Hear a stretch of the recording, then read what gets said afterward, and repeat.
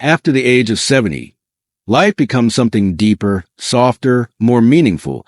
And while many begin to wonder how long they'll live, science has quietly offered us signs that go far beyond genetics or luck. It turns out that the answer may lie in the heart, the habits, and the soul of how we choose to live each day. Because if you still wake up with a sense of purpose, something to care for, something to look forward to, even something small like watering your plants or calling your grandson, you are already increasing your chances of living longer, because purpose breathes life into our days and reminds the body to keep going. And if you stay connected, if you still laugh with an old friend, share tea with a neighbor, or feel a sense of belonging in someone's heart, your life expands. Because loneliness shrinks the spirit, but love keeps it alive. Even gentle movement tells the body, we're not done. Whether the daily walk, stretching in the sunlight, or tending a quiet garden, and every step you take whispers hope to your muscles, your heart, and your breath. If you continue to learn, if your mind remains curious, creative, or inspired by books, crafts, music, or stories, your brain stays alive. Because learning isn't just for the young. It's the secret of staying young. And when you handle stress with grace, letting go of what you can't control, breathing through life's trials with the patience only age can teach, you protect your inner peace. And that calm becomes your quiet armor against time. Even optimism, a light heart, a soft smile, a belief in better days, has been proven to predict a longer life, not because it fixes everything, but because it gives you the strength to walk through anything. And let's not forget the power of sleep. Restful, steady, peaceful sleep, which repairs the body and calms the mind, and comes easiest to those whose hearts have learned to let go of regret and welcome gratitude instead. So if you carry purpose, love, movement, curiosity, peace, hope, and rest in your days, even quietly, even gently, you're already rewriting the story of how long you'll live, because life isn't measured only in years, but in how deeply you feel alive within them. And if you're still learning, still loving, still believing, then your journey is far from over. It may just be beginning again in the most beautiful way. And if we pause for a moment to truly feel the power of these signs, we begin to understand that they are not just clinical, checklists, or data points, but living, breathing reflections of the kind of life we build day by day, especially in our older years. Because after 70, life becomes less about chasing and more about cherishing, less about proving and more about preserving. And every small act of joy, of mindfulness, of connection becomes a brick in the foundation of a longer, richer life. It's in the way you greet the morning sun with open curtains and quiet gratitude, in the way you keep a pot of tea ready not just for yourself, but for anyone who might visit, in how you treasure the rhythm of old songs, the scent of handwritten letters, the sound of familiar voices. All of these are life-lengthening gifts, though science may simply call them indicators.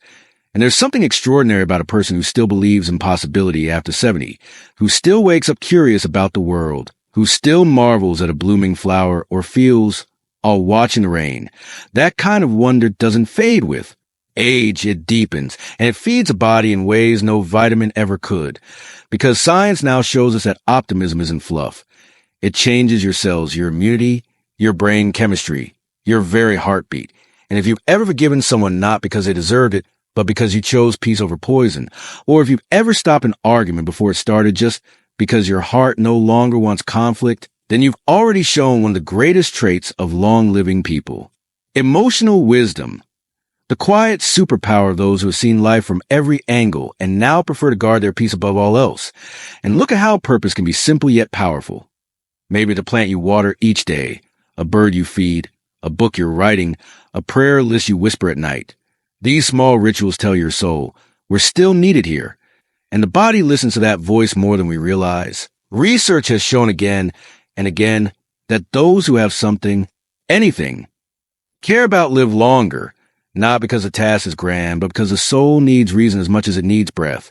And the friendships you keep, even a few, even if long distance, are sacred, for science confirms that social connection doesn't mean you have to be surrounded by people all day.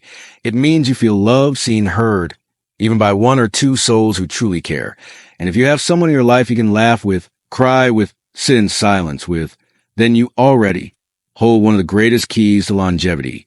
And when it comes to movement, remember that your body doesn't ask for perfection.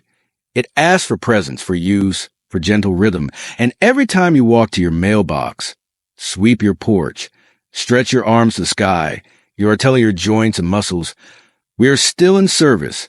And they respond with vitality, with strength, with life. And your mind, your mind, it may forget things here and there, but it is still capable of so much. Because studies reveal that the mind never truly stops growing when it's stimulated, challenged, and loved. And if you still ask questions, read articles, try new hobbies, solve puzzles, sing songs, or simply wonder about things you never had time before, your brain stays alive. Not in the way of youth, but in the wiser, deeper ways of age, more rooted, more thoughtful, more meaningful.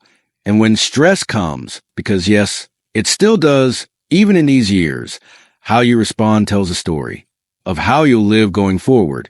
And if your first reaction is a breath, not a breakdown, if you pause before you panic, if you choose a quiet room or a favorite chair to calm yourself rather than rage against a storm, then you are embodying the greatest longevity practice of all, emotional resilience. And it isn't found in youth or strength or speed, but in wisdom, patience, and the ability to surrender what you can't control while still cherishing what you can.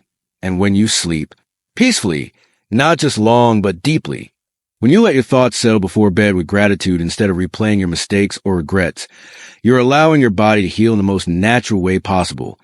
Because science confirms again and again that rest, true rest, is essential not just for feeling good the next day, but for keeping your heart young, your brain clean, your body strong, and your soul ready for another morning of meaning. So if you are someone who still believes your presence matters, who still shares love in quiet ways, who still moves with intention, learns with joy, handles stress with wisdom, smiles with optimism, and sleeps with peace, then you, dear one, are already walking the path of long life, not in fear but in fullness, not just adding years to your life, but adding life to your years. And while science may offer the studies and numbers, your life is living proof that aging isn't just about survival. It is about awakening, deepening, softening, and shining in the most graceful and profound way. And that is something no clock can measure. Because when we talk about how long you might live after 70, we must understand that what truly adds years is not simply more time on the calendar, but more peace in the soul, more purpose in your days, more joy in the simple things you once took for granted, but now see with fresh eyes, because the world looks different when you're older, not dimmer. Richer, more meaningful, and alive in ways the young can't fully grasp yet. And that richness is not measured in speed or status, but in stillness, reflection, and how deeply you feel connected to what matters. And if you're someone who's learned to sit quietly with yourself and not be afraid of silence, that's not loneliness, that's mastery. Because many people spend their entire lives running from themselves. But in these years, if you've learned to keep yourself company and actually enjoy the person you become, that's not just a sign of emotional health. That's a silent miracle that adds invisible years to your life. Because stress doesn't live in a soul that's at peace with its own journey. And even science, in its clinical wisdom, is beginning to catch up to what the heart has always known. That inner peace, emotional maturity, kindness, and spiritual depth are not fringe benefits. They are core predictors of longevity. And if you're the kind of person who has chosen to release bitterness, who no longer repeats the stories that make you feel small, who forgives not to forget, but to move forward, you are carrying within you the exact qualities that keep a body young, even if your skin shows signs of age, because there's nothing more healing than peace, nothing more powerful than choosing silence over noise, stillness over chaos, contentment over competition, and even joy over complaint.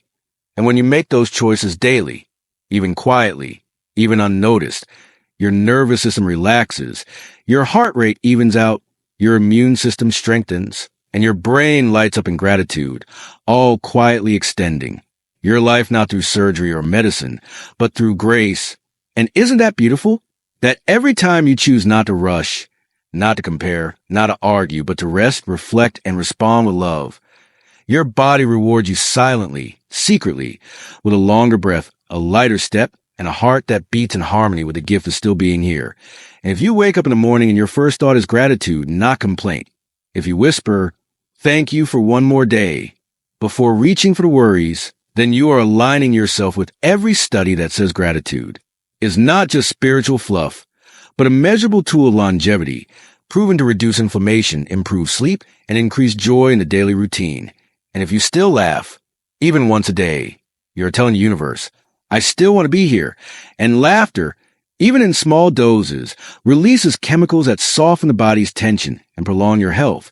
So never underestimate a joke, a smile, a funny memory, or a kind soul who still makes you chuckle. They may be your most important medicine of all. And when it comes to purpose, let's remember that you don't need to change the world or be famous to have purpose. You only need to matter to one living thing, even if that's a plant you water, a pet you feed, or a child you call every Sunday. Because when you know in your heart that something would miss you if you weren't here, something would feel your absence, that knowledge strengthens you to live more than any pill, more than any treatment. Because love is the strongest life force of all, and when it flows through you, even quietly, it tells every cell in your body, stay, grow, live. And your routines matter too. Not because they're exciting, but because they bring structure, stability, and meaning. And science shows that older adults who keep simple, meaningful routines, morning tea, reading, prayer, journaling, daily walks, live longer and report higher life satisfaction. Because these rituals create a rhythm, and rhythm calms the body the way a lullaby calms a child. And if you're someone who no longer seeks to impress others, who has stopped chasing opinions, who chooses simplicity over spectacle, then you are saving your body from the exhaustion of constant approval seeking, and that rest is precious.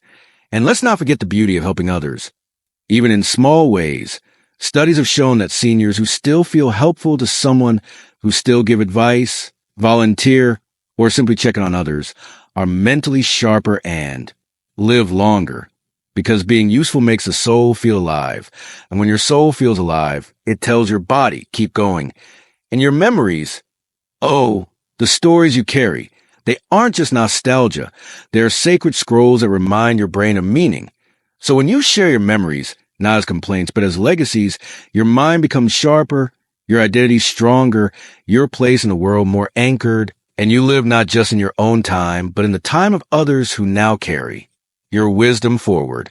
And when you choose beauty, when you stop to smell flowers, light a candle, watch birds fly, or just sit in the sky with awe, you are tapping into a power science still struggles to measure.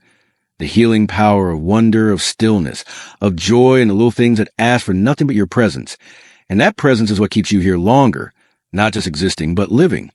So if you've made it past 70, you've already proven you're strong. But what will make you live longer is how tender you allow yourself to become now, how gentle you are with yourself, how deeply you forgive, how slowly you breathe, how gratefully you age. Because aging is not decay, it's revelation. It's blooming in reverse. It's finding color in every gray strand, story in every wrinkle, strength in every scar. And the truth is, there is no perfect formula for long life, but the most powerful signs are already within you. And when you cherish your purpose, tend your relationships, move your body, feed your mind, calm your heart, believe in joy, and sleep in peace, you are writing your longevity one beautiful day at a time, and no study, no clock, no expert can fully explain the miracle that is you. Still here, still rising, still shining, still beloved.